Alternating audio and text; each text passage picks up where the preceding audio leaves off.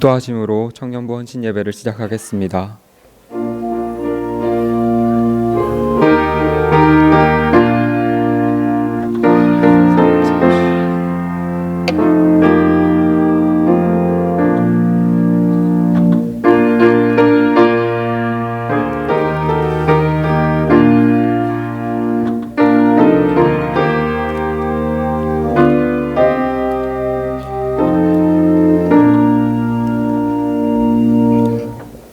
다 함께 찬송가 347장 찬양 드리겠습니다.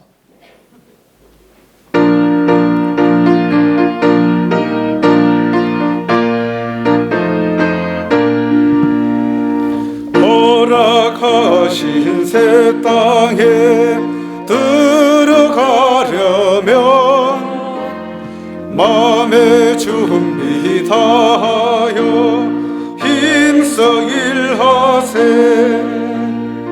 여호수아 본받아 앞으로 가세. 우리 그 헐초소는 주님 품일세. 시험 환난 당해도 낙심 말고서 맘의 걱정 버리고 힘써 일하세. 여호수아 본받아 앞으로 가세. 우리 그 헐초소는 주님 품일세. 앞서 가신 예수님 바라보면서 모두 마음을 합하여 힘써 일하세. 여호수아 본받아 앞으로 가세. 우리 그 헐초소는 주님 품일세. 일할 곳이 아직도 많이 있으니 담대하게 나가서 힘써 일하세. 여호수아 본받아 앞으로 가세. 우리 고할 초소는 주님 품일세. 이 시간 청년 2부 김신영 회장이 나와서 대표 기도하겠습니다. 네, 기도하겠습니다. 네, 하나님 아버지 감사합니다. 또 우리에게 예수님을 아는 지혜와 믿음을 주셔서 한 교회의 성도로 모이게 하심을 감사합니다. 또한 청년부 헌신 예배로 성도님들과 함께 예배드리게 하심도 감사합니다. 우리의 예배가 마음과 뜻과 생명을 다한 예배가 되기를 간절히 소망합니다. 하나님의 임재하심을 경험하는 예배가 되기를 소망합니다. 그래서 하나님이 주신 영원한 생명, 이 땅에서 누리는 즐거움과 만족이 아니라 하나님과 동행하는 기쁨을 누리는 시간 되게 하여 주시옵소서. 지금 이 시간 청년부 헌신 예배로 모였습니다. 예배를 드리는 청년들 가운데 하나님의 크신 사랑과 은혜가 함께하기를 간절히 기도드립니다. 청년들이 믿음을 가지고 살아가기 힘든 사회가 되고 있습니다. 많은 청년들이 학업과 취업을 위해 예배를 멀리하고 자신의 목표를 성취하기 위해 자신의 뜻대로 살아갑니다. 하나님, 우리 청년들의 마음을 지켜주시옵소서.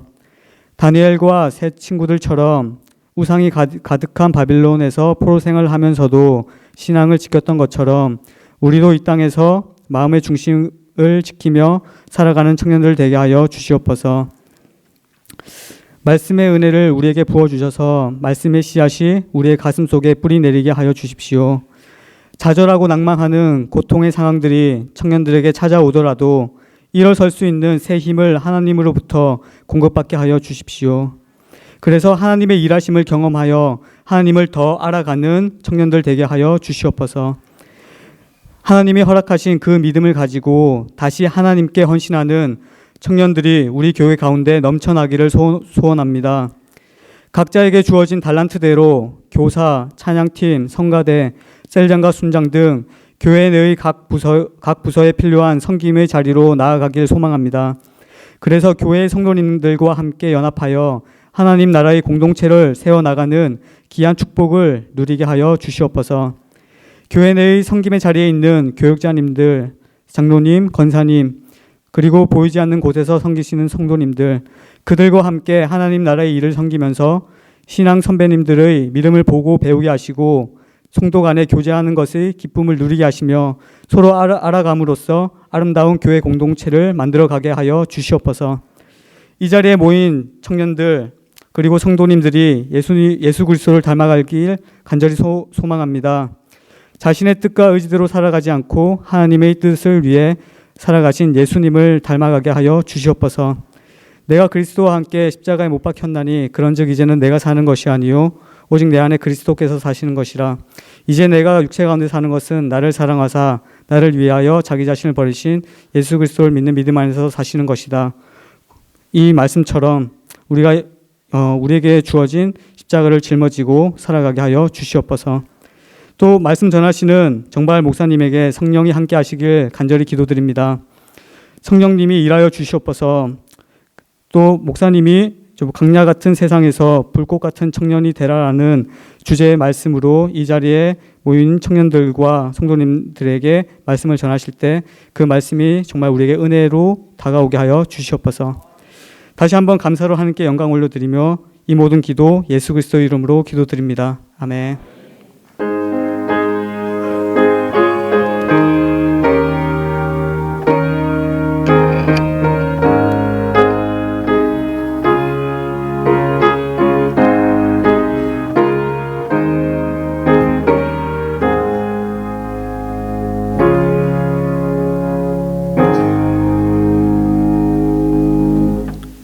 다 함께 출애굽기 3장 1절에서 12절까지 교독하겠습니다.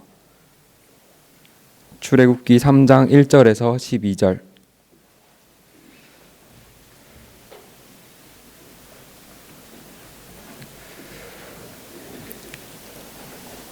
다 찾으신 줄 알고 제가 먼저 읽겠습니다.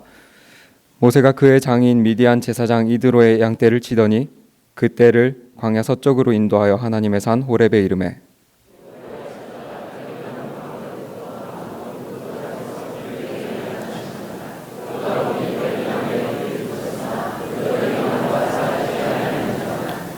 이에 모세가 이르되 내가 돌이켜 가서 이 큰 광경을 보리라. 떨기나무가 어찌하여 타지 아니하는고 하니 그때에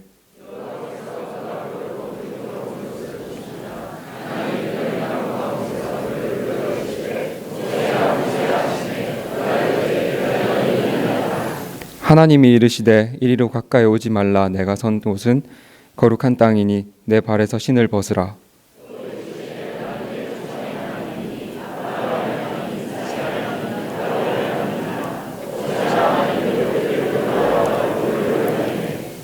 여호와께서 이르시되 내가 애굽에 있는 내 백성의 고통을 분명히 보고 그들이 그들의 감독자로 말미암아 부르짖음을 듣고 그 근심을 알고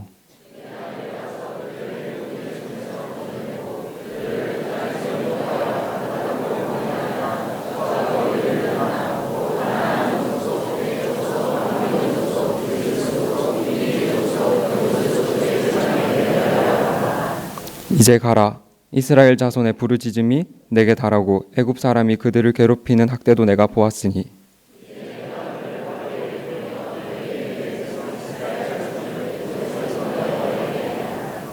모세가 하나님께 아뢰되 내가 누구이기에 바로에게 가며 이스라엘 자손을 애굽에서 인도하여 내리이까. 하나님이 이르시되 내가 반드시 너와 함께 있으리라. 내가 그 백성을 애굽에서 인도하여 낸 후에 너희가 이 산에서 하나님을 섬기리니 이것이 내가 너를 보낸 증거니라. 아멘. 이 시간에는 청년부 연합찬양대의 찬양이 있겠습니다.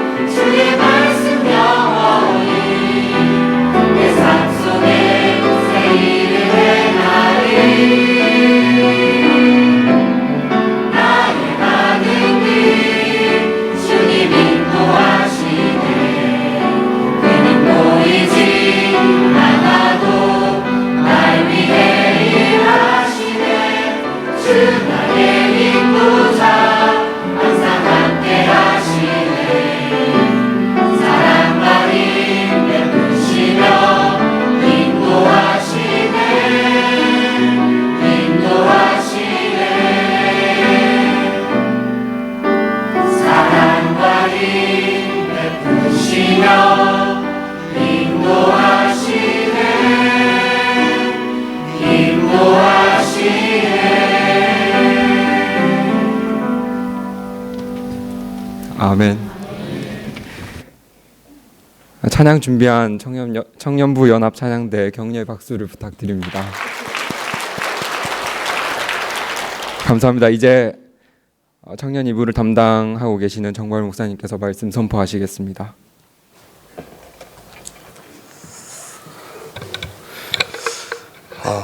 저만 그렇게 느끼는지 모르겠는데 분위기가 좀 화사해진 것 같지 않습니까? 우리 청년부 헌신 예배 들으시면 여러분들한테 잘 모르시겠지만은 복이 하나 임했는데 그게 뭐냐면은 여러분들이 젊어졌다는 거예요. 저기 있는 저 친구들 때문에 평균 연령이 지금 확 내려갔지 않습니까? 그죠? 자, 우리 옆에 계신 분들하고 한번 인사할 때에 젊게 삽시다. 예.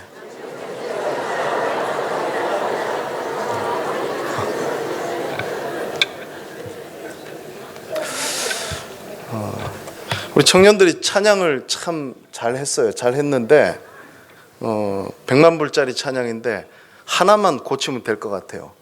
제가 이렇게 유심히 얼굴을 다 하나씩 살펴봤는데 너무 귀하고 또 예쁘고 너무 이렇게 좋은데 웃는 사람이 별로 없어요. 이 표정만 다음에는 이 표정만 웃으면서 하면은 한 200만 불짜리 찬양이 되겠다. 예, 그런 생각이 듭니다. 헌신 예배 드릴 때마다 혼자서 하는 생각이 있는데 헌신 예배가 다른 예배랑 뭐가 다를까? 왜 우리가 헌신 예배 드릴까? 이런 생각을 하게 되었습니다. 그 헌신이란 말의 사전적인 의미는 여러분들이 다 아실 겁니다. 예, 우리가 몸과 마음을 다해서 있는 힘을 다 하는 것을 헌신이라고 하죠. 근데 이제 요즘 우리는 감동받고 은혜 받는 거는 좋아하는데 헌신은 잘 안 하려고 하죠.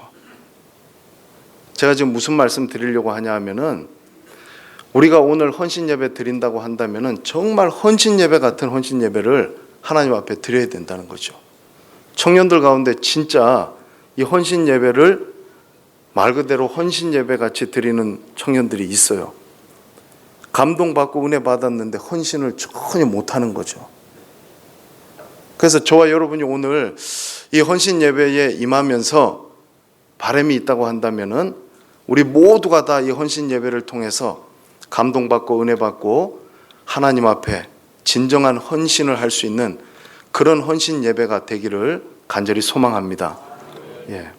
오늘 말씀을 보면은 출애굽기 3장은 모세가 하나님께 소명을 받는 그런 장면을 기록하고 있습니다. 오늘 이 말씀의 배경이 되는 장소는 광야입니다. 모세는 지금 장인 이드로의 양떼를 치고 있었습니다. 근데 불과 얼마 전까지만 해도 이 모세는 그 이집트의 왕자로서 왕궁에서 살고 있었습니다. 근데 이 모세가 하루아침에 도망자 신세가 되어서 지금은 광야에 와서 한낱 양떼나 치고 있는 목자로서 지금 살아가고 있다는 것이죠. 저와 여러분이 만약 하루아침에 이런 상황에 처하게 된다면은 우리가 과연 어떠한 마음을 갖게 되겠습니까? 요즘 말로 하면은 굉장히 우리한테 멘붕이 온 거죠.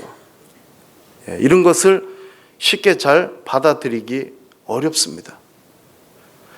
그런데 이 모세에게 광야라고 하는 것은 무의미한 시간이 아니었습니다. 왜냐하면은 광야는 하나님께서 이 모세를 훈련시키는 장소였기 때문입니다.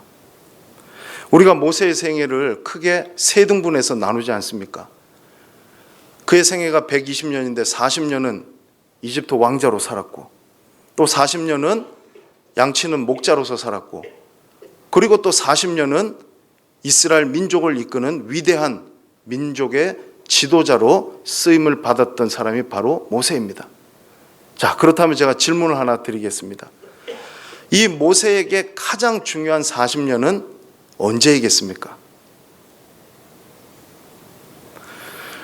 이집트의 왕자로서의 40년도 중요하고 민족의 지도자로 쓰임받은 40년도 중요하지만 저는 생각할 때에 이 모세가 광야에서 양치는 목자로서 준비되었던 훈련받았던 그 40년이 어쩌면 가장 중요한 시간이 아니었겠나 그런 생각을 해봅니다.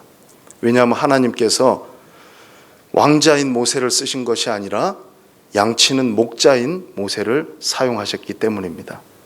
그래서 이 광야 40년은 모세에게는 바로 하나님께서 준비시키는 시간이었던 것이죠. 요즘 청년들을 이렇게 보면은 이 모세의 상황과 너무나도 흡사해 보입니다. 광야 같은 인생을 살아가고 있죠. 학업을 하는 청년들은 공부가 힘들다고 이야기를 합니다. 근데 공부 마치면 끝인 줄 알았는데 취업은 더 어려워요. 네, 직업을 구하는 것은. 근데 직업만 구하면 다인 줄 알았는데 결혼은 거의 불가능해 보인다는 것이죠. 그렇다고 제가 결혼 못하는 것을 나무라는 것은 아니고 그만큼 이 시대가 어렵고 힘들다고들 이야기를 합니다. 그래서 이 광야에 사는 우리 청년들은 앞을 봐도 밝아 보이지 않고 또 사람들이 나를 알아주는 것 같지도 않고 마치 모세가 광야에서 양떼나 치면서 그렇게 보냈던 것처럼 그와 같은 광야 인생을 살아가고 있는 것이 오늘날의 청년들의 현 주소입니다. 그런데 우리가 잊지 말아야 될 것은 애벌레가 고치를 뚫고 나와야지만이 그 아픔을 거치고 나서 나비가 돼서 날아오를 수 있는 것처럼 이 청년의 시기에 준비되어지는 시기가 없다고 한다면은 쓰임 받을 수가 없다라는 겁니다. 그래서 우리 청년들이 꼭 기억해야 될 것은 비록 지금 힘들고 어렵고 광야와 같은 그런 세월을 보낸다 할지라도 내가 하나님 앞에 준비하고 하나님을 신뢰하고 나아갈 때 하나님께서 내가 준비된 만큼 쓰신다고 하는 것을 꼭 믿는 우리 청년들 되기를 주의 이름으로 축원합니다. 하나님께서 준비되면 어디에 갖다 꽂아 놓으시든지 어디에 갖다 쓰시든지 하나님께서 반드시 쓰신다라는 거예요. 오늘 청년부 헌신 예배니까 청년들에 대해서 좀 더 이야기를 해보려고 합니다. 여러분 요즘에 청년들을 얼마 전에 삼포세대라 그랬죠. 연애를 포기하고 결혼을 포기하고 출산을 포기했다 그래서 그 유행가 가사에 삼포로 가는 길 그게 아니라 삼포세대라는 거예요. 지금 딴 생각하시는 분들 계신 것 같아서 세 가지를 포기한 세대라는 거예요. 근데 얼마 지나지 않아서 오포세대가 됐어요. 오포세대는 뭐냐 하면은 내 집 마련과 또 뭘 포기했죠? 인간관계를 포기했다 그러는 거예요. 그래서 그 세대를 오포세대라 그래요. 근데 좀 더 지나니까 이제 7포세대가 됐어요.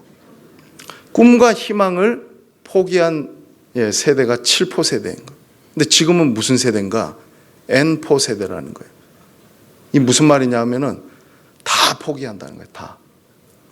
이제 사람에게도 포기한 청년들이 또 생길지도 모르겠어요. 여러분 요즘 인터넷에 청년들이 이렇게 장난처럼 주고받는 말 중에서 금수저하고 흙수저라는 이야기 들어보셨는지 모르겠어요. 연세가 있는 분들은 금도끼 은도끼 그 얘기가 아닙니다. 그거 생각하시면 안 돼요. 금수저는 뭐냐 하면은 쉽게 말해서 부잣집에 태어나가지고 기댈 데가 있는 청년들을 금수저라 그러는 거예요. 그럼 흙수저는 뭐죠? 가난한 데 태어나가지고 어디 하나 기댈 데도 없는 그런 청년들을 흙수저라 그러는 거예요. 그 청년들이 자기들끼리 이걸 가지고서 이제 게임을 하는데 흙수저 빙고 게임이라는 게 있어요. 그래서 이 질문에 해당되는 사람은 이제 우리가 빙고 게임 할 때 가로 세로로 이렇게 줄긋기 하는 것처럼 뭐 예를 들면 이런 겁니다. 알바를 해봤느냐? 집에 예를 들어서 가계 부채가 있느냐? 부모님이 정기적으로 건강검진 안 받느냐? 자동차가 있는데 없으면 자동차가 없거나 아니면 있어도 연식이 7년 이상 됐느냐? 뭐 이런 것들. 그 다음에 뭐 몇 가지가 이렇게 여러 가지가 있는데 그래서 자기네들끼리 그거를 이렇게 줄긋게 해가지고 아 나는 흙수저다. 이렇게 이제 자기를 굉장히 비하한다는 거예요. 근데 여기서 이 게임이 끝이면 참 다행인데 문제는 이러한 생각들이 우리 청년들 머릿속에 지금 너무나 깊이 들어가 있고 청년들의 그 삶을 너무나 힘들게 하고 있다는 거예요. 그래서 청년들이 우리 대한민국을 헬 조선이라 그래. 헬 조선, 지옥, 헬. 예, 우리나라가 지금 그렇다는 거예요. 그래서 우리 부모 세대들은 막 개 해가지고 이렇게 개돈 받고 하는데 우리 청년들이 진짜로 제가 있는지는 모르겠는데 신문에 봤는데 이민개를 한다는 거예요. 이민개를. 왜? 이 나라를 헬 조선이니까 지옥 같은 나라를 빨리 떠나야 되기 때문에 개라도 들어가지고 빨리 이 나라에서 나가야 된다. 자, 그러면은 우리 청년들, 예수 믿는 청년들은 과연 어떻게 했느냐? 뭐 별반 차이가 없을 거라고 생각이 됩니다. 그런데 우리도 역시 금수저다, 흙수저다 이런 생각 가지고 산다면은 안 되겠죠. 우리 청년들은 아무리 우리가 광야 같은 그런 세상을 살아도 우리가 정말 하나님께서 우리와 함께 하시면은 우리는 불꽃과 같은 청년으로 살 수 있다는 것을 믿으시기를 주의 이름으로 축원합니다. 예. 이 모세가 광야에서 무슨 훈련을 받았느냐가 중요합니다.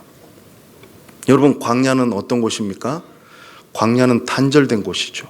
사람이 살지 않는 곳이고 광야는 외롭고 고독한 곳입니다. 그런데 이 광야가 우리에게 꼭 필요할 때가 있다라는 거예요. 그것은 이 모세가 광야에 가서 거기서 무슨 훈련을 받았냐 하면은 하나님을 바라보는 훈련을 받았다는 거예요. 다시 말하면은 하나님의 말씀을 듣는 훈련을 모세가 거기서 받았다는 겁니다. 그렇다고 한다면 우리 청년들이 이 광야와 같은 인생을 살면서 무슨 훈련을 받아야 되느냐 하면은 우리가 하나님 바라보는 훈련 받아야 되고 하나님 말씀 우리가 듣는 훈련을 받아야 된다는 겁니다. 광야라고 하는 말이 히브리 말로 미드바하르라고 합니다. 그런데 이 말은 다바하르라고 하는 동사에서 파생된 말인데 다바하르라는 이 동사는 뭐냐면 하나님이 말씀하신다라는 거예요. 그러면 무슨 말입니까? 광야는 우리가 하나님을 만나는 장소이고 하나님을 바라보는 장소이고 하나님의 말씀을 듣는 장소라는 거예요. 여러분, 우리가 인생 살아가면서 언제 하나님의 말씀이 내 귀에 쏙 들어오고 그 말씀이 달게 느껴집니까? 힘들고 어려울 때이죠. 광야 같은 인생을 살 때에 말씀이 더 달다는 거예요. 평소에 내가 어려움이 없을 때는 그 말씀 그냥 스쳐 지나가는 말씀이고 나하고 상관없는 말씀으로 여기고 살았는데 내가 막상 어려움을 당해보고 광야에 처해보니까 거기서는 그 말씀이 나에게 정말로 귀한 말씀으로 다가오고 전에 들리지 않던 말씀이 나에게 들리게 되더라는 거예요. 그것이 바로 광야에서 하나님의 말씀을 듣는 사람에게 주어지는 축복이라는 겁니다. 그래서 우리 청년들이요, 광야와 같은 인생을 살 때에 다른 거 바라보지 말고 다른 소리 들으려고 하지 말고 하나님 말씀 듣는 청년 되기를 간절히 소망합니다. 우리 청년의 때에 가장 핑계대기 좋은 게 뭐죠? 바쁘다는 거예요. 우리 청년들, 우리 장로님들이나 권사님들이나 집사님들은 목사님 만나는 거를 굉장히 황송스러워합니다. 왜? 목사님 바쁘신데 이렇게 우리한테 와서 신방해 주시고 만나 주시니까 너무 감사합니다. 근데 저기 앉아 있는 저 청년들은요, 자기들이 그런 줄을 몰라요. 제가 막 사정해야 돼요. 한번 만나주면 안 될까? 시간 되니? 진짜 1년 동안을 졸랐는데도 한 번도 안 만나주는 청년도 지금까지 있더라고요. 참 만나기 어렵습니다. 바쁘다는 거죠. 그런데 우리가 역발상을 좀 해봐야 되는 거예요. 바쁘다고 여러분 안 먹고 사는 사람 없습니다. 바쁘다고 잠 안 자고 사는 사람 없죠. 왜냐하면 죽기 때문에 그런 거예요. 그럼 우리가 바쁘다고 하나님 말씀 안 듣고 살면은 결론은 뭡니까? 죽는 거예요. 점점 죽어가는 거라는 거예요. 근데 우리가 가만히 보면요, 바쁘다는 것을 자꾸 안 좋다라고 지금 이야기를 하니까 우리가 자꾸 바빠서 못한다고 생각하는데 이거를 바꿔서 한번 생각해 보자는 거예요. 많은 사람들이 타락하고 많은 사람들이 넘어지는 때가 언제냐면 안 바쁠 때입니다. 다윗이요, 사울에게 막 쫓겨다니고 할 때는 가는 데마다 하나님만 바라보고 하나님 말씀 듣고 하나님 의지하고 생명이 달려 있으니까 긴장을 해서 쭉 살다가 왕국을 통일하고 나니까 지붕을 이렇게 한가위 거닐다가 뭘 딱 봤냐면 하나님 본 게 아니라 우리아의 아내 바세바가 목욕하는 거를 딱 본 거예요. 그러니까 그 여자를 데려다가 죄를 짓고 그 남편을 죽이지 않습니까? 여러분, 제가 가만히 생각해 보니까 우리 청년들 바쁜 거 맞습니다. 그런데 오히려 바쁜 것이 더 좋을 수도 있다는 거예요. 목적 없이 쓸데없이 바쁜 거는 나쁜 겁니다. 예를 들어 뭐 게임하거나 막 다른 이런 것들 놀러 다니고 막 밤을 새가지고 엉뚱한 거 하고 그거는 분명히 안 됩니다. 그런데 목적이 있게 바쁜 것은요, 좋은 거라니까요. 예를 들면은 여러분, 새벽을 깨우는 청년이 새벽기도 마치면 끝납니까? 새벽기도 마치면 이제 그 청년이 아침에 큐티 해야죠. 큐티. 그래서 오전을 이렇게 큐티 하면서 또 보내면 끝입니까? 오후 되면 이제 성경 읽기 해야 되잖아요. 성경 읽기. 성경 공부도 하고. 그러면 오후에 성경 읽기 하면 끝입니까? 저녁 때 되면 이제 기도해야 되고 가정 예배 드려야 되고. 제가 지금 무슨 말씀 드리냐 하면은 제대로 신앙생활 하려면 바쁘다는 거예요. 절대로 한가할 수 없습니다. 새벽 기도부터 시작해가지고 저녁에 예배 드리고 기도하는 것까지 다 하려고 그러면은요, 정말 시간을 쪼개 써도 모자랍니다. 그런데 할 거는 안 하고 엉뚱한 데 바쁘니까 바쁘다는 핑계 때문에 해야 될 거 하나도 안 하는 거예요. 그럼 영이 다 죽는 거잖아요. 만약 내가 바빠서 큐티 못하고 바빠서 기도 못하고 바빠서 성경 못 읽었다 이렇게 핑계하면서 지금 살았다고 한다면 우리 청년들 회개해야 됩니다. 그거는 바쁜 게 아니라는 거예요. 청년의 때에 하나님 바라보고 하나님 말씀 듣는 훈련 안 하면은요, 미래가 없습니다. 밝지 않다는 거예요. 나중에 어른 되면은 하겠다. 아닙니다. 더 어렵습니다. 차라리 청년의 때에 그것을 하는 게 더 쉽다라는 거예요. 그래서 우리 청년들이 아무리 바빠도 하나님 말씀 듣는 훈련 하게 될 때 하나님께서 그 청년을 불꽃과 같은 청년으로 사용하게 될 줄로 믿습니다. 오늘 이어지는 본문 말씀에 보니까 모세가 있었던 곳이 광야인데 이 모세가 호렙산으로 가게 됩니다. 이 호렙에서 모세는 한 광경을 보게 되죠. 그 광경은 무엇이었냐 하면은 떨기나무가 있는데 그 떨기나무가 불타고 있었습니다. 여러분, 이 떨기나무는 당시에 그 지역에서 너무나 흔한 나무였습니다. 그래서 이 떨기나무를 당시에 이스라엘 백성들이 애굽에서 당한 그 학대받는 그 상황이라고 학자들은 해석을 합니다. 그런데 모세가 본 것이 여러분, 거기서 광야에서 호렙산에서 떨기나무만 봤냐는 거예요. 오늘 성경 말씀을 한번 보십시오. 본문 2절입니다. 같이 한번 읽겠습니다. 시작. 여호와의 사자가 떨기나무 가운데로부터 나오는 불꽃 안에서 그에게 나타나시니라.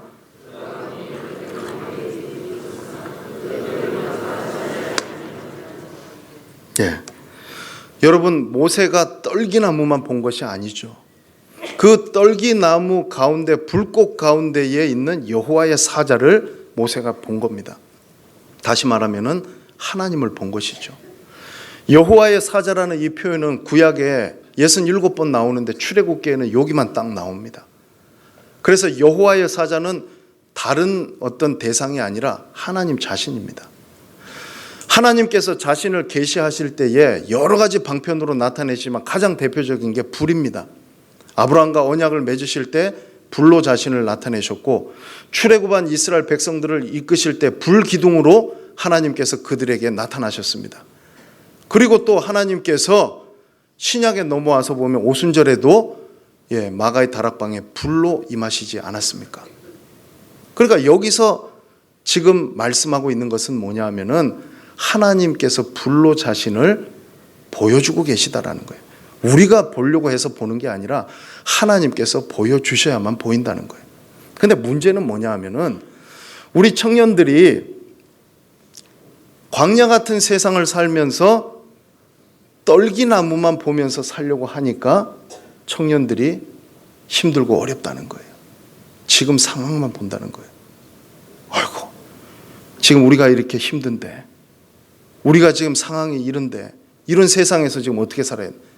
근데 여러분이 봐야 될 것은 그 떨기나무만 보는 것이 아니라, 모세가 오늘 본문 2절 말씀에 뭘 봤냐면 그 떨기나무 가운데에 불꽃 가운데 있는 여호와의 사자 하나님을 봤다라는 거예요. 다시 말하면은 여러분이 아무리 어렵고 힘들어도 봐야 될 것을 봐야 되는데, 그것은 뭐냐 하면은 하나님을 바라봐야 된다는 거예요. 하나님의 임재를 봐야 된다는 거예요. 여러분 예배 가운데 뭘 보려고 나왔어요? 떨기나무 보려고 나왔습니까? 아니잖아요. 하나님께서 우리의 예배 가운데 어떻게 임하여 주시고 성령께서 불러 우리 가운데 어떻게 찾아오시는지를 본 청년이 불꽃과 같은 청년으로 광야 같은 세상에서 살아갈 수 있다는 거예요. 그런데 문제는 예배 가운데에 그 하나님의 임재를 보지 못하니까 청년부의 현실도 보이지 않고 옆에 있는 지체들도 보이지 않는 거예요. 우리 성도님들도 마찬가지입니다. 저와 여러분이 먼저 하나님의 임재를 바라보고 불꽃 가운데 계신 그 하나님을 봐야지 우리에게 그 다음 것이 보인다라는 거예요.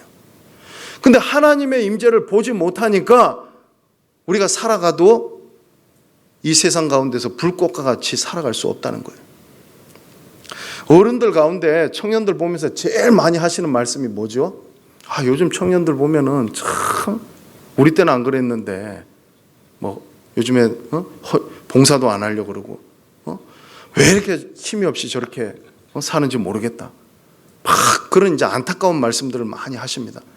왜 그렇게 말씀하시는지는 다 압니다. 근데 이유가 있다는 거예요. 그게 뭐냐 하면은 우리 청년들이 떨기나무만 보고 그 불꽃을 그 가운데 계신 하나님을 못 보기 때문에 그런 거예요. 청년들 가운데 부흥 안 되는 청년부 특징이 있습니다.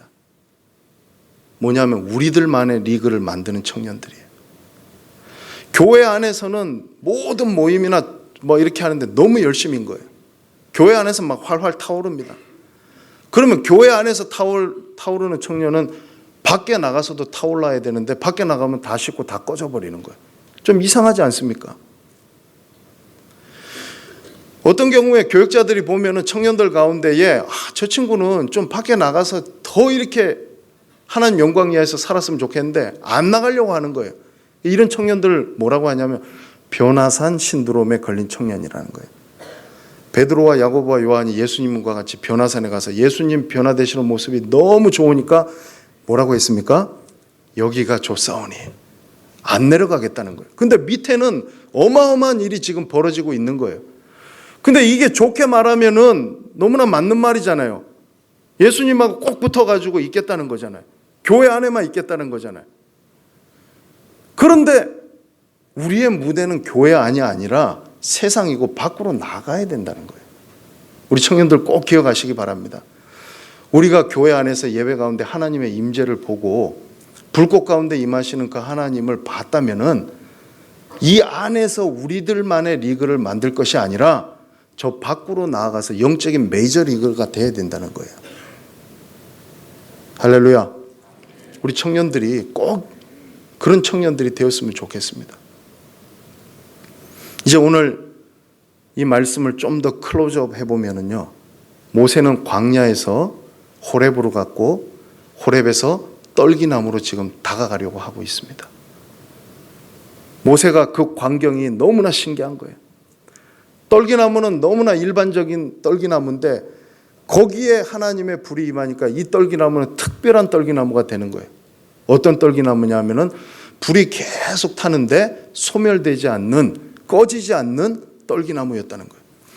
모세가 그 광경을 보니까 너무나 그 광경이 특이하고 놀라워서 그것을 보기 위해서 그곳으로 다가갔습니다. 그런데 그때 하나님께서 그것을 보시고 뭐라고 말씀하시냐면 오늘 본문 4절 말씀에 보니까요. 자, 4절 말씀을 또 같이 한번 읽겠습니다. 시작.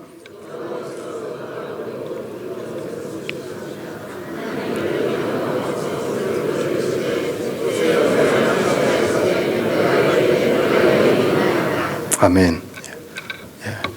하나님께서 다가오는 모세를 2번 부르셨어요. 모세야 모세야 하고 부르셨다는 거죠. 이것은 셈종 문화에서 2번 연거푸 부르는 것은 가장 친근한 사람에게 보이는 우정과 애정의 표현이라고 합니다. 하나님께서 이렇게 부르신 데는 이유가 있습니다. 간혹 우리가 인생을 살다 보면 하나님께서 저와 여러분을 부르실 때가 있어요. 우리가 정말 어렵고 힘들 때. 근데 하나님의 부르심에는 목적이 있다는 것을 우리가 알아야 됩니다. 우리에게 크게 2가지 부르심의 목적이 있는데, 첫 번째는요, 우리의 부르심에는 구원으로의 부르심이 있습니다. 우리를 구원하시기 위해서 불러주신다는 거예요. 그러면 여기 있는 저와 여러분들은 예수 그리스도 믿고 구원받은 자들입니다. 아멘. 그럼 우리는 구원으로의 부르심에 응답한 사람들입니다. 그런데 많은 청년들이 구원으로의 부르심에는 응답했는데 한 가지 응답하지 못하는 그 부르심이 있는데, 그게 뭐냐면 소명으로의 부르심이라는 거예요. 청년들이 누구이며 내가 뭘 하는 사람인지를 잘 모른다는 거예요. 그거 오늘 좀 말씀드리려고 하는 거예요. 나는 내 자신에 대해서 너무나 잘 알고 있다고 생각하는 청년들 있을지 모르는데, 내가 아는 나보다 더 중요한 것은 뭐냐면 하나님이 보시는 내가 누구냐는 거예요. 내가 무엇을 해야 되는 사람이냐는 거예요. 하나님께서 모세를 광야에서 이끌어 주시고 하나님께서 모세를 부르셔서 그에게 사명을 주시는데, 하나님께서 지금 모세가 어떤 부르심의 소명에 응답해야 될지를 말씀해 주고 계시다라는 거예요. 여러분, 이 소명으로의 부르심과 연관되어지는 것은 우리의 정체성과도 밀접한 관계가 있습니다. 정체성이라는 게 무엇입니까? 우리가 과연 누구냐는 거죠. 그래서 우리가 크게 한 3가지 정도의 잘못된 이 정체성에 대한 극단이 있는데, 하나는 뭐냐면은 인간을 획일화시키고 일반화시켜버리는 거예요. 모든 인간을 짜여진 틀에 놓고 그냥 다 똑같이 그렇게 바라보는 겁니다. 그럼 이게 문제가 뭐냐면, 하나님은 우리 각자를 다 다양하게 다르게 지으셨잖아요. 그렇게 될 수 없다는 거죠. 2번째 극단은 인간을 영웅화시킨다는 거예요. 요즘 세상이 그렇지 않습니까? 세상의 중심은 바로 너다. 네 마음에 원하는 대로 해라. 네가 생각하는 것, 그것이 최고다. 이거 거짓말이라는 거예요. 인간이 최고라고. 왜? 인간은 창조주가 될 수 없기 때문입니다. 마지막 3번째 극단은 체질화시키는 극단이 있습니다. 태생적으로 타고나서 어쩔 수 없다는 거예요. 도토리 이론이라고도 하는데, 이 말은 무슨 말이냐면은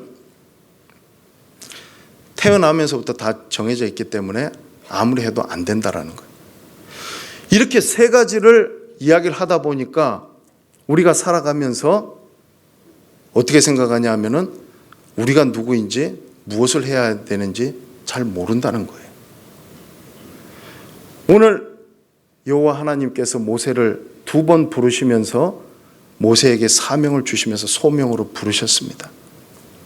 우리 그리스도인 청년들이 기억해야 될 것은 뭐냐면, 저와 여러분들이 소명으로의 부르심에 응답하기 위해서 우리 자신을 제대로 알고 정체성에 대해서 알기 위해서 중요한 것은 뭐냐면 하나님과의 관계 속에서 우리 자신을 찾아가야 된다는 거예요.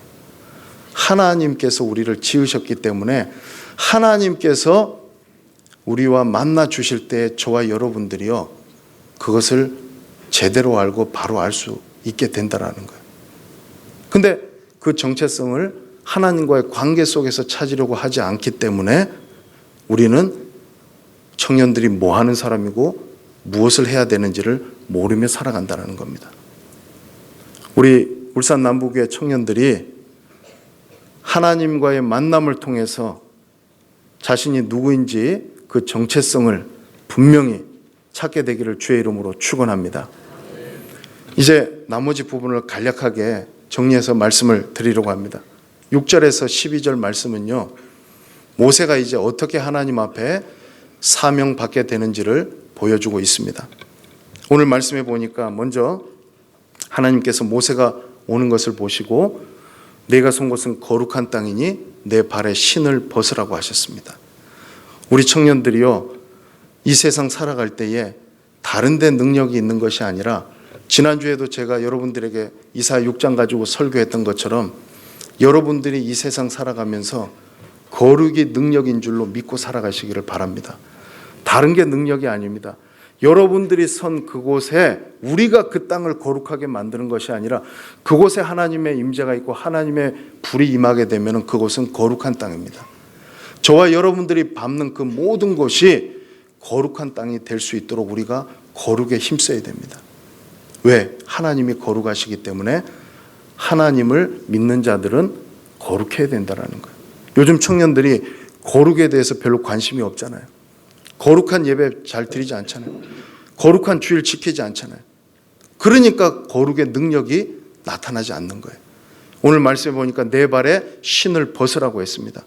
죄 짓고 있는 그 신을 벗으라는 거예요. 육신의 정욕의 신도 벗고 교만의 신도 벗고 여러분들이 지금 신고 있는 모든 죄로 더러워진 신을 벗어야 되는 거예요.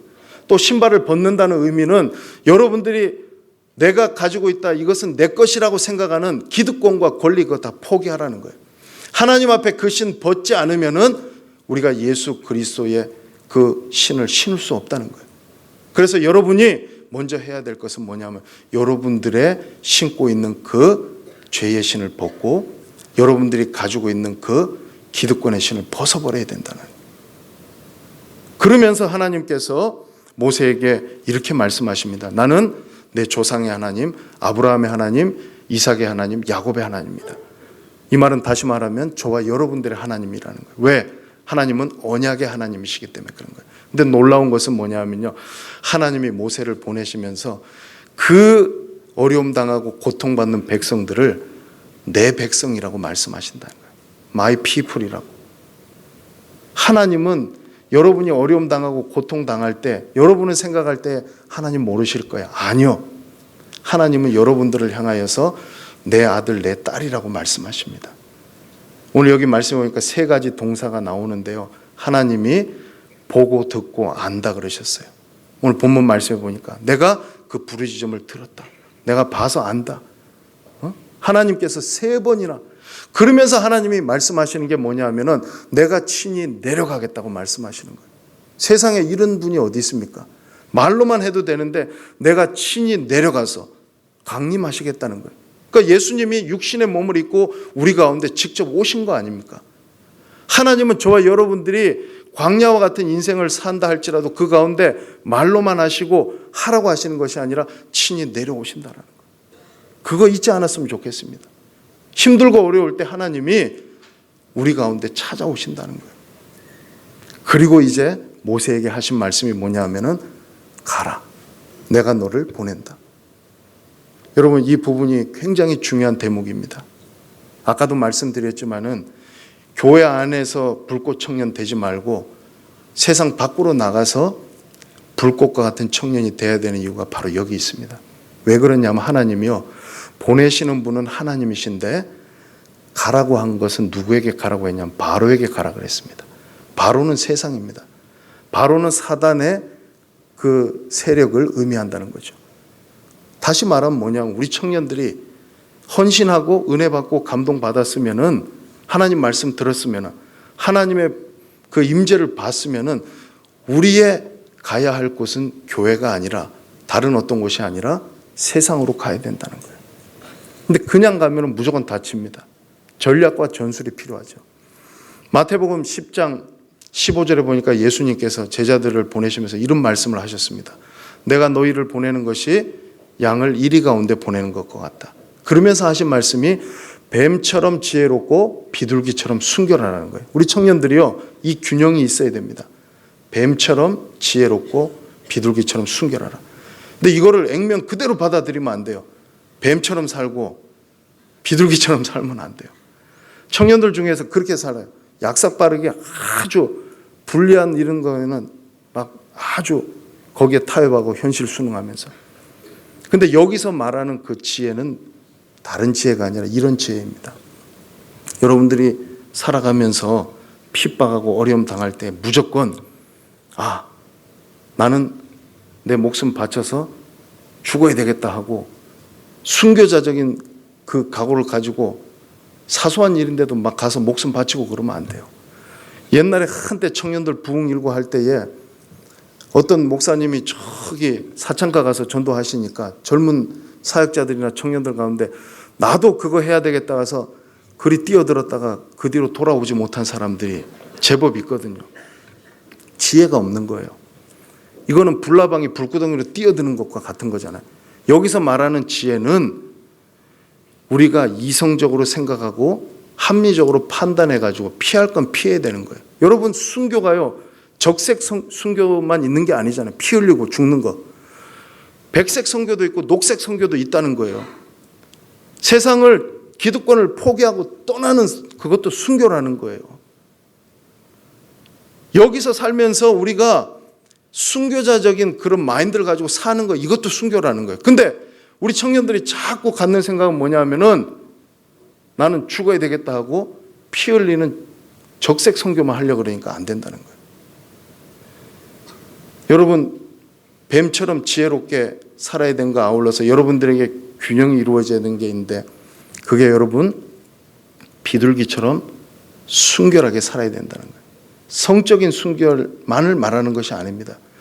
여러분이 살아가는 세상 가운데서 불의한 일들이 얼마나 많고 타협해야 될 일들이 얼마나 많냐는 거예요. 그러면 거기에 다 순응해가지고 그렇게 사는 것이 아니라 때로는 목에 칼이 들어와도 내가 신앙의 순결을 지키기 위하여서 핍박을 감수하는 것, 세속에 물들지 않는 그런 것들이 하나님께서 기뻐하시는 순결한 삶이라는 거예요. 근데 요즘 안타까운 것은 뭐냐면은 그냥 모든 청년들이 여기에 대해서 별로 중요하게 생각하지 않으니까 그냥 순결하게 살려고 하지도 않고 정말로 그 상황을 모면하기 위해서 상황을 모면하는 지혜만 가지고 살아가려고 한다는 것이 문제라는 거예요. 여러분, 우리가 살아가면서 우리 청년들이 오늘 이 말씀을 꼭 기억하면서 하나님께서 모세를 바로에게 보내신 것은 우리 청년들이 나아가야 될 그 세상 가운데서 어떠한 사명과 역할을 감당해야 될지를 말씀해 주고 있는 부분입니다. 그 이유를 오늘 본문 12절 말씀에 보니까 하나님께서 이렇게 말씀해 주고 있습니다. 내가 너와 함께 하겠다. 그리고 그 뒤에 나오는 대목에 보니까 하나님께서 내가 이 산에서 너희가 나를 예배하기 위하여서 너희를 부른다고 말씀하십니다. 하나님께서 예배 공동체로 그들을 세우시기 위하여서 이제 모세가 바로에게 가서 그 이야기를 사명받은 대로 전하고 정확히 3개월 후에 하나님께서는 시내산으로 이 이스라엘 백성들을 이끄셔서 그곳에서 말씀하시고 십계명을 주시고 그곳에서 하나님을 예배하는 공동체로 하나님께서 삼으셨다는 거예요. 그리고 하나님께서 40여 년 동안에 그들을 지키시고 하나님께서 인도해 주셨다는 거예요. 광야 같은 세상에서 불꽃과 같은 청년으로 살아가는 우리 울산 남부교회 청년들이 우리를 예배 공동체로 불러주시고 이 세상 가운데서 저와 여러분들에게 어떠한 사명을 가지고 살아가시기를 원하신다는 것을 오늘 꼭 깨닫고 하나님 앞에서 불꽃과 같이 타오르는 청년으로 살아가시는 우리 모든 청년들 또 우리 모든 성도님들 되시기를 주의 이름으로 간절히 소망합니다. 우리 같이 한번 통성으로 기도하겠습니다.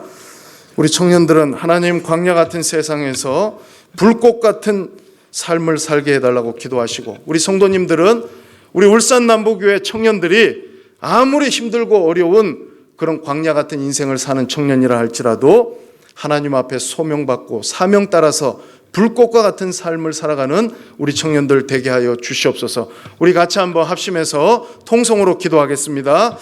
하나님 아버지, 오늘 주님 부족한 종이 또 우리 청년들에게 이 말씀을 들고 전했습니다. 하나님 광야 같은 세상을 사는 우리 청년들 하나님의 임재를 보게 하여 주시옵소서. 하나님 불꽃과 같은 삶을 살게 하여 주시옵소서. 하나님과의 관계 속에서 만남을 통하여서 정체성을 발견하게 하여 주시옵소서. 하나님이 모세를 바로에게 보냈던 것처럼 우리 청년들을 세상 가운데 보내시는 줄로 믿습니다.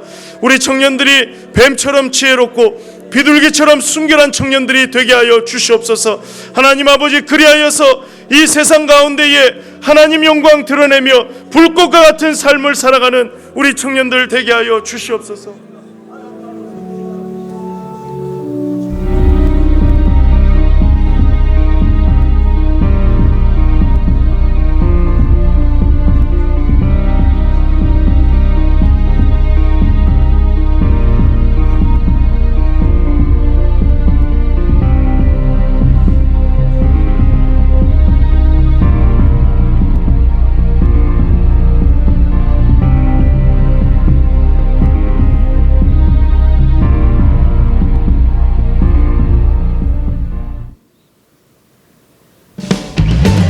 주위를 바라보면 모두 다 말하지, 자신의 목적을 이루려면 다 그렇게 살아야만 한다며 내게 타협하라 하지.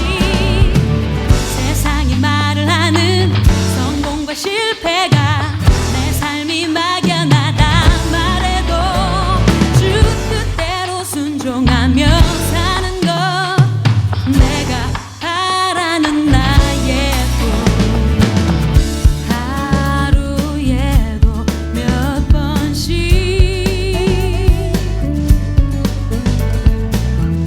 혼란스럽고 넘어져도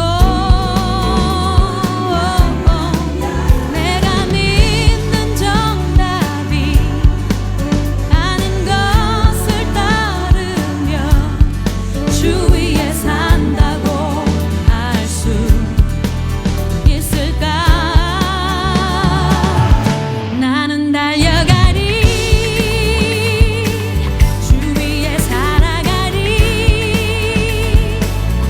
더욱 어려운 환경과 장애물이 다가와도 달려가리.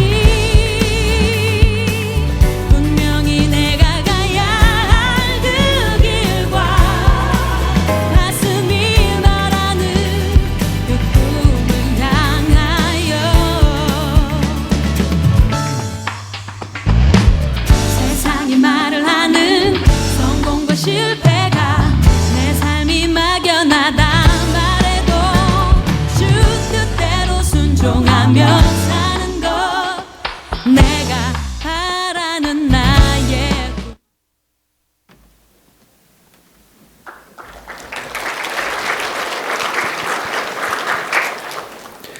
이 시간에 먼저 청년 2부 한미림 부회장이 헌금 기도 드리겠습니다.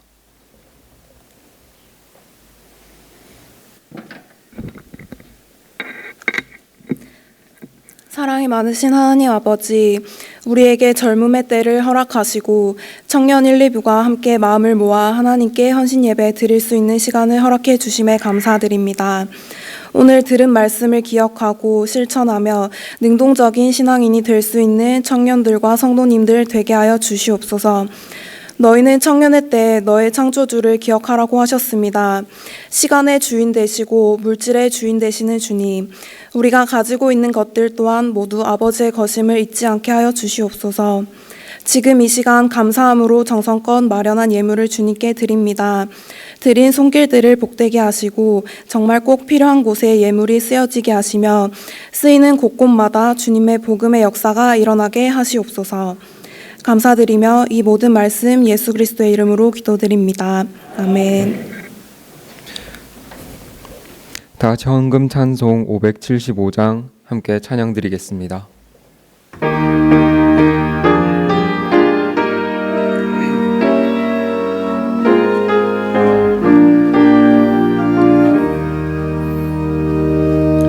주님께 귀한 것 드려 젊을 때 힘다하라. 진리의 싸움을 할 때 열심을 다하여라. 모범을 보이신 예수 굽히지 않으셨다. 너희는 충성을 다해 주님을 섬기어라. 주님께 귀한 것 드려 젊을 때 힘다하라. 구원의 갑주를 입고 끝까지 싸워라. 주님께 귀한 것 드려 내 몸과 내 마음도 주 위에 모든 것 바쳐 힘다해 섬기어라. 독생자 보내신 성부 은혜를 베푸시니 너희는 정성을 다해 주님을 섬기어라. 주님께 귀한 것 드려 젊을 때 힘다하라. 구원의 갑주를 입고 끝까지 싸워라. 우리의 귀한 것 모두 주님께 바치어도 그 귀한 생명을 주신 주 은혜 못 갚겠네. 하늘의 영광을 버려 우리를 구했으니 너희는 마음을 다해 주님을 섬기어라. 주님께 귀한 것 드려 젊을 때 힘다하라. 구원의 갑주를 입고 끝까지 싸워라.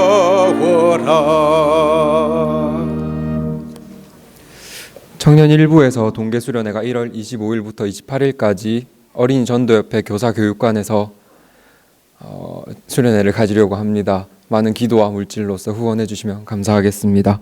이제 김대범 담임 목사님께서 광고하시고 축도하시겠습니다.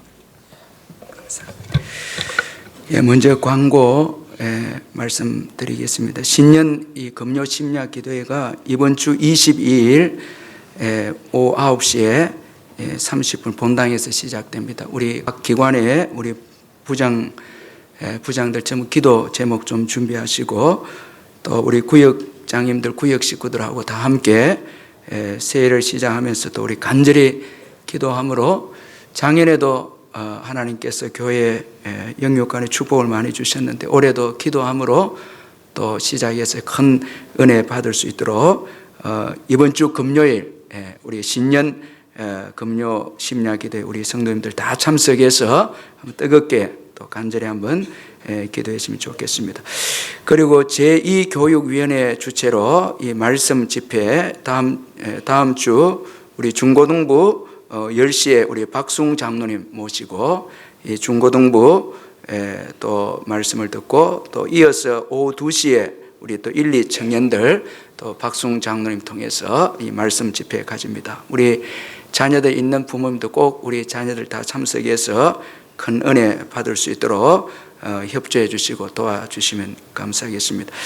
이 시간 우리 한번 간절히 통성으로 우리 한번 기도할 때 우리 1, 2 청년들 한 번 더 우리 축복해 달라 기도하고 또 수련회 하나님께서 큰 역사 일어날 수 있도록 인도하고 또 우리 1청년입니까? 우리 1청년에 지금 교육자 또 좋은 분이 와야 되는데 또 여러분 같이 좋은 목사님 오실 수 있도록 또 한번 기도해 주시면 감사하겠습니다. 우리 한번 주여 부르고 한번 간절히 한번 기도합니다. 주여 살아계신 하나님 아버지 감사합니다. 이 시간 아버지여 기도합니다. 우리 사랑하는 청년들에게 은혜 베푸시고 주의 놀라운 사랑과 은혜 가운데 인도하시며 하나님의 놀라운 사랑과 은혜 가운데 모세처럼 귀하게 쓰임받는 우리 1, 2 청년들 다 될 수 있도록 축복해 주시고 주의 성령께서 근고하시고 도우시고 은총을 베풀어 주시옵소서. 능력의 하나님이 근고해 주시고 도와주셔서 하나님 앞에 귀하게 쓰임받는 우리 청년들이 다 되게 하시고 아버지 하나님을 인격적으로 만남으로 인생이 변화되고 아버지의 광야에 아버지 하나님의 길을 내는 우리 놀라운 청년들이 다 될 수 있도록 주님 축복하시고 인도하여 주시옵소서. 수련회 위에 함께해 주시고 주의 놀라운 사랑과 은혜 가운데 인도하시며 우리 하나님 역사해 주시고 도와주시기를 간절히 기도하고 합니다.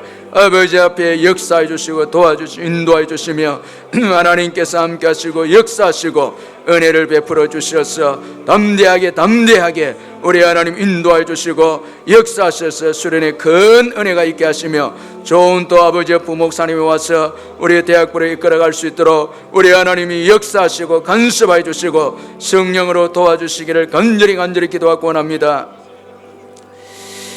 또 우리 한번 기도할 때에 오늘 우리 주신 말씀을 기억하면서 우리에게 이 귀한 사명, 마귀에 사로잡힌 그 영혼들을 건져내는 사명이 있음을 굳게 믿고 주님께서 가라 말씀하셨는데 담대하게 또 한 주간 세상에 나가서 우리가 복음을 위해서 살 때 주께서 함께 하시고 또 도와주실 줄 믿습니다. 이번 한 주간도 승리하게 해 주옵소서. 우리의 가정과 자녀들과 사업장을 주님이 지켜주시고 복음의 도구가 되게 해 주옵소서. 우리 한 번 더 기도합니다. 사랑의 하나님 아버지, 이 시간 아버지여 기도합니다.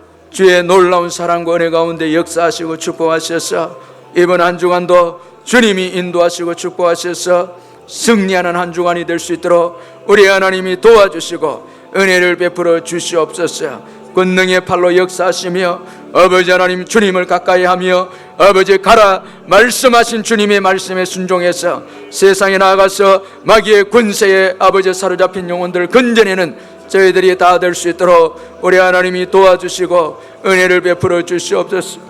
주여 새롭게 해주시옵소서. 우리를 불쌍히 여겨주시고 죄악의 쇠사슬을 끊어버리고 주님 앞에 귀하게 쓰임받는 우리의 생이 될 수 있도록 축복하여 주시고 아버지께서 인도하시고 도와주시고 역사하시고 함께 해주시기를 간절히 기도하고 원합니다. 능력의 팔로 근고하여 주시고 인도하여 주시며 아버지께서 은혜 베푸시고 역사하시고 승리하는 저희들이 될 수 있도록 인도하여 주시옵소서. 우리 찬송가 한 장 더 부르고 제가 축도하도록 191장 우리 힘차게 성령님 의지하고 찬송 한 장 부른 191장 내가 매일 기쁘게 술리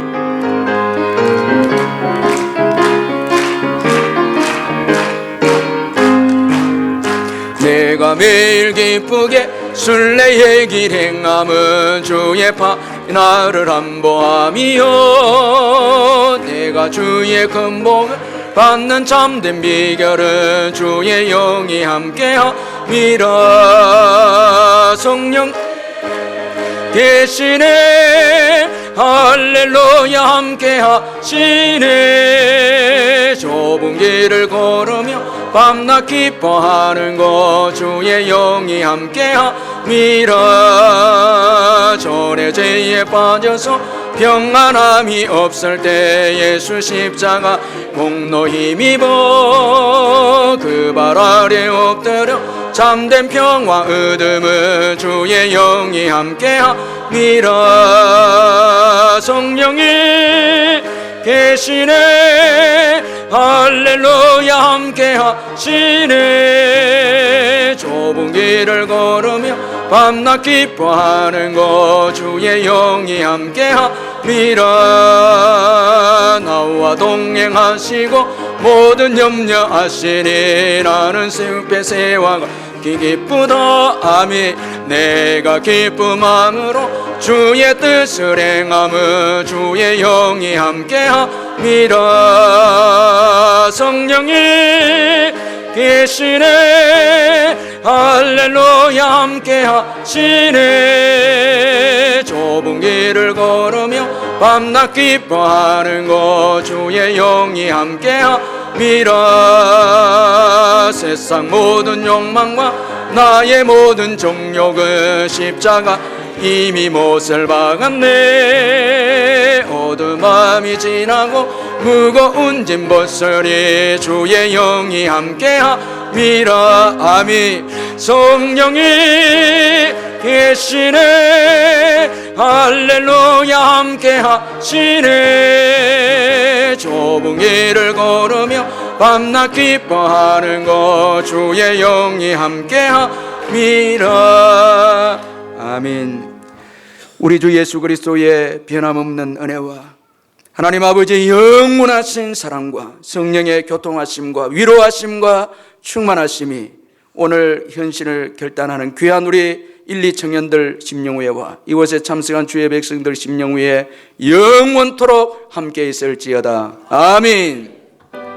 아버지 하나님, 믿음으로 승리하게 해주시고 주님께서 우리와 함께 하심을 굳게 믿고 한 주간도 담대히 아버지의 세상으로 향해 나아가서 복음을 전가하며 믿음으로 살아가는 저희들 다 되게 해 주시옵소서. 영광을 받아 주옵소서. 아멘. 아멘.